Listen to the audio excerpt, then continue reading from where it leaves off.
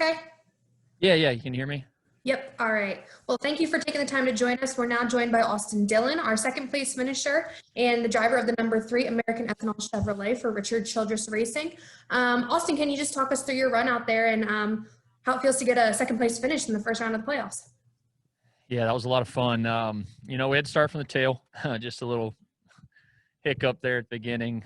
Had the front tires flipped, had to go to the back. So at least we found it before the race because I would have probably knocked the fence down if we hadn't found that. But, man, we battled. This team, we've had a motto all year. It's been Fido, forget it and drive on. And that's what we kind of showed that example tonight. We just battled. We didn't take off very good the first 25 laps. Justin made a great adjustment, kind of really went at it, freed up the car. And that next run we took off, and I felt like we were pretty good. I had a punctured right rear and was able to catch it in the middle of that first stage. We short pitted because I had to because the right rear was going flat. And, man, the good Lord blessed us tonight. Caught a lot of breaks, truthfully. When that right rear was going down, we caught it, went back out, gained a lot of track position because we were on good tires, and the caution fell for us in a good spot. Took back off and just kind of got messed up on that restart, lost a little bit, and then was able to just steady work our way back to the front all night long and then get inside that top 10. Had some great pit stops from our 3 team. And the American Ethanol Chevy was really good when we kind of got to a point where I didn't really know what to do to it other than just kind of slowly tighten it up. And I wish I would have just made a little bit more of an adjustment. You could tell my last corner, I had burnt the right rear off of it trying to get there, and that's kind of where we were. We were just a little free. We had quartered the right rear earlier in the race, and we've been working hard. We worked hard in the sim this week to make the car take off better. It's an older setup that we've run here a long time, and we just adjusted it, tweaked it a little bit to take off a little better, and that's what we wanted, and it did, and that helped us keep our track position and ultimately give us a shot at a Southern 500, so close to one of the crown jewels again. I mean, I like winning those things. So, yeah, good run. Awesome. We are going to take some questions from the media here. And as a reminder, if you do have a question for Austin, please click the participants tab and raise your hand. We're going to kick things off here with Jordan Bianchi. Go ahead, Jordan. Austin, I got a few questions for you. First, did you feel like you're overlooked coming into the playoffs a little bit? I'm sorry. Can you speak up a little bit? No problem. Did you feel like you were overlooked coming into the playoffs? I get overlooked some, probably more than most. I don't know why, but I always feel like I perform pretty well in pressure situations, and RCR as a whole can step up. I have total belief in the 3 team and probably more belief this year than I've ever had because we've brought consistent speed to the track, and we might not have gotten every finish that we should have gotten this year, but we've gotten a lot of good finishes. I mean, it's been one of my best years statistically, and just the ability behind the cars are better. Our Chevy stepped up. Eric Warren, RCR, everybody that puts in all the work, all of our mechanics do a really good job. And heck, I think the smaller group has been good for us. Less distractions at the track. As a whole, our group really works together well.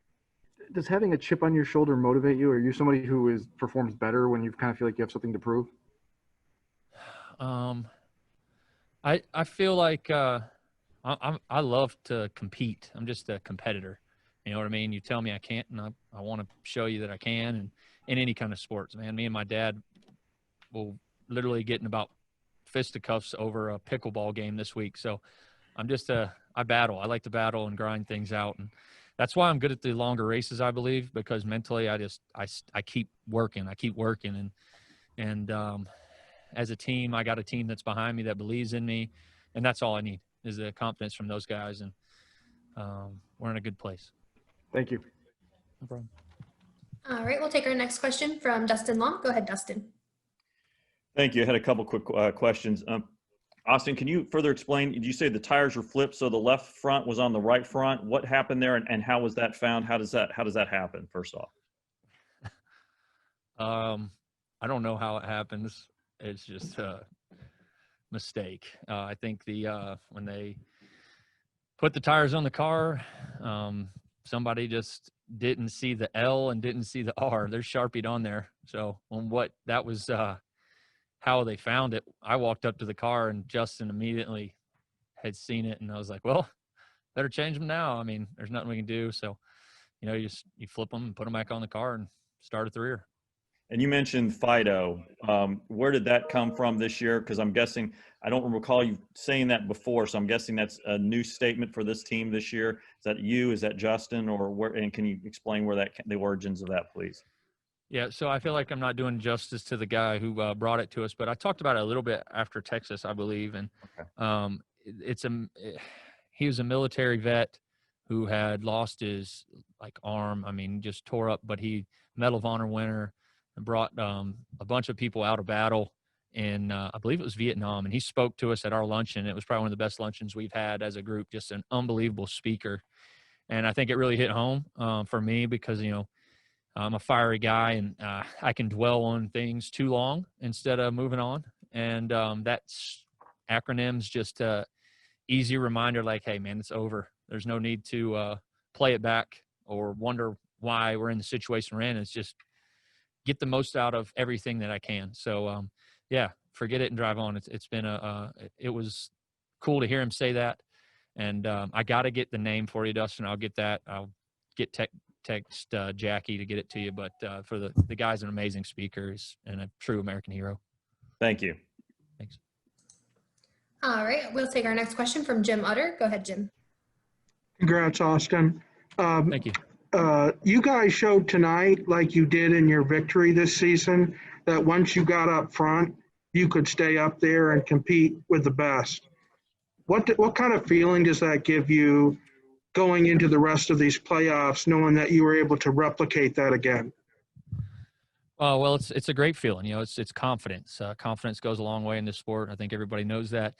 It's a streaky sport too. I mean, you see guys get on runs and they're able to really carry themselves with those. So I'm hoping this is kind of our go time, our streak starting. It started at Texas, but we've had some runs at places like Dover was really promising for us because we've really sucked there in the past. And should have had 2 top 10 runs. I don't know what happened the first one. I can't remember, but the second one, I think we finished 8th or somewhere, top 10 at Dover was a huge deal. So those type of wins at tracks that you circle as we've just not been great at, but I feel like we can do it if we get a good car, are what really brings the confidence. So I'm all in right now and believe in our stuff. And I heard Joey say it, he won a championship a couple years back and didn't really have the speed until the playoffs started. So I think we've had speed and now we're just starting to show it more. And going forward, the next 2 races, what is going to be your top priority? Just finishing or still going for a win? Well, I think you got to keep going for wins. Richmond, this was a good track for us. I knew it was a solid place for us.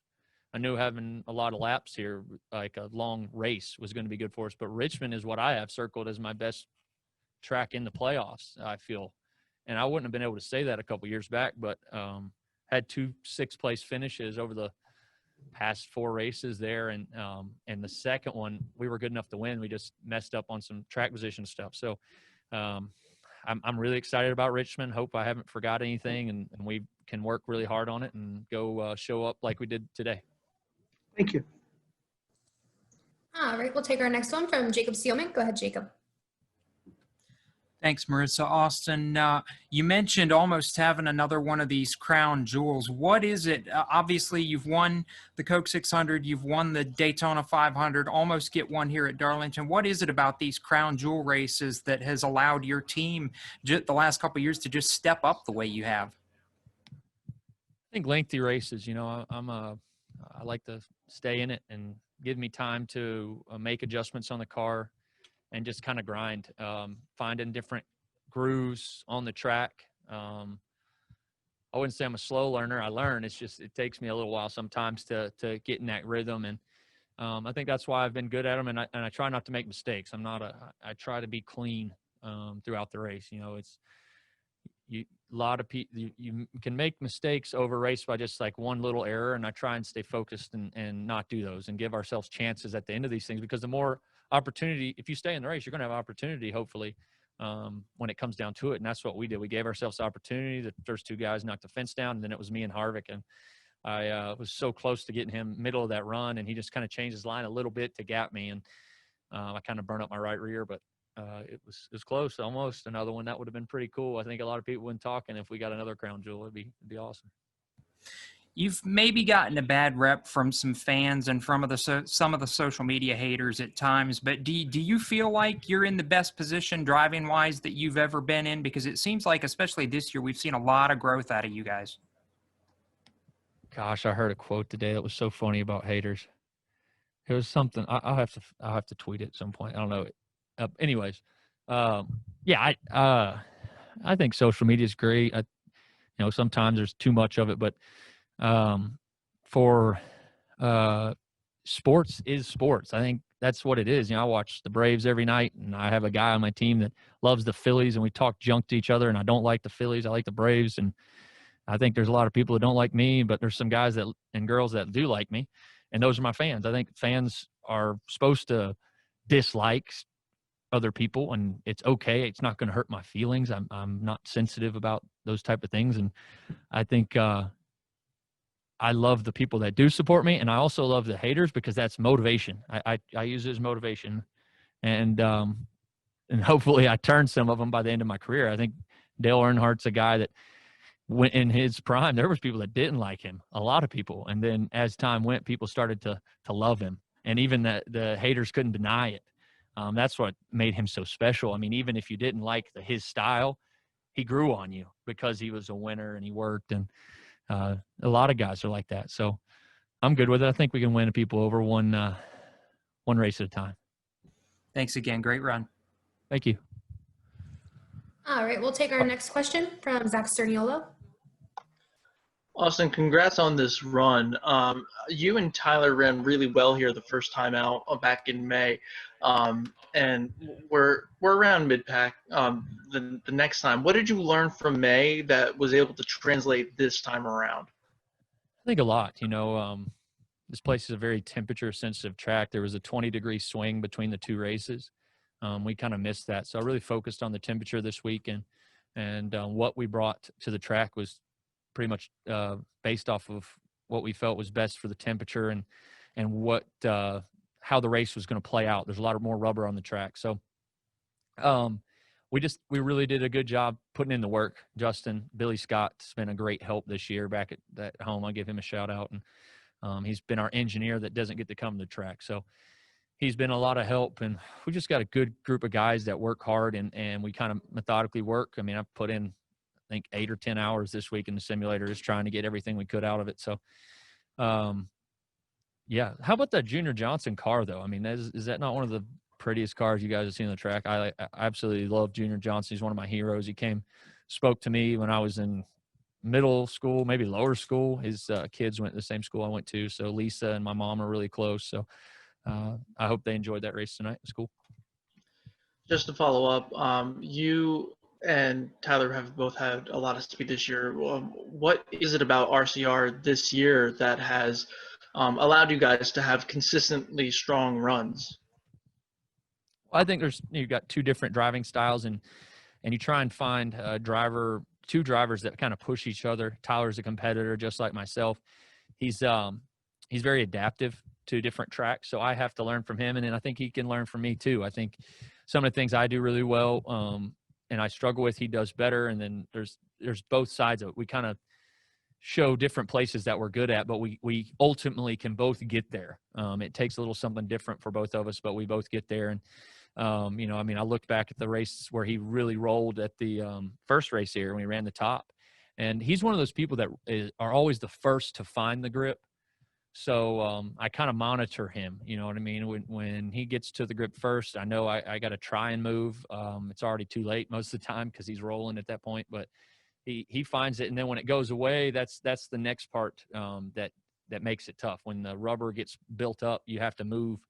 And I think that's what we were good at tonight. We were able to move around and kind of find our way. Thank you. All right, we're going to take our next question from Jeff Magliochetti. Go ahead, Jeff. Hi, Austin. Thank you for joining us. Good second place run out there. So kind of what you touched on before and kind of what you touched on last week during media day, playoff availability.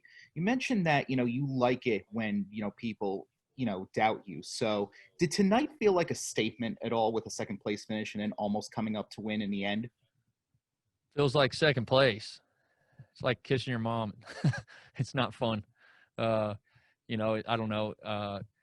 Sorry, Mom, I love you, but second place is so close. I'm going to be thinking about those last 20 laps for a long time, and man, it would have had a lot of people talking if we stole another crown jewel, and I think they are talking. I think there's a lot of respect either way. I don't want to play the card anymore of the silver spoon thing or any of that. I've said my piece on that. That was fun. Now it's something else that I got to find to motivate me. I think my son coming into the world has been awesome. So I want to do this for a long time so he can see me race, and whatever he wants to do. I just want him to experience some of the things that I was able to experience as a kid and be at the track because it's a family atmosphere here in NASCAR. And I hope he gets that same opportunity one day to enjoy it. Thank you, Austin. Thanks. All right, we'll take our next one from Mark Garrow. Go ahead, Mark. Thank you. Congratulations, Austin. Great run tonight. Thanks, Mark. You're 10 points to the good.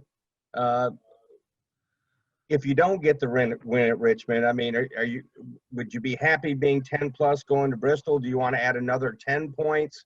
I mean, how do you view what you've done and how this all plays out in your mind? Got to keep plugging away. I think we need to go get a win at Richmond. Then you don't have to worry about Bristol. I think in these races, anything can happen. I mean, I ran over something tonight, and the right rear was going flat, and just good Lord was looking after us because we got to pit road, and that can happen to anybody at any point in these next two races. That's why a win solidifies you. I wish I would have got that thing tonight, but hey, we got another chance next week, and Richmond's a great track for us. I feel Bristol's a solid place for us.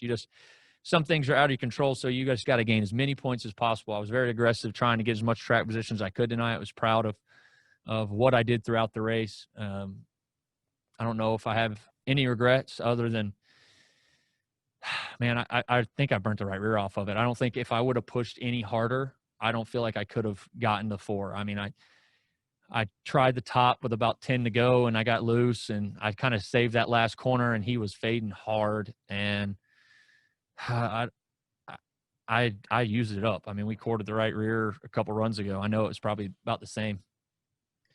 So at least with being on the plus side of it, do you feel like you can control your own destiny a little bit and not have to rely on something bad happening to somebody else?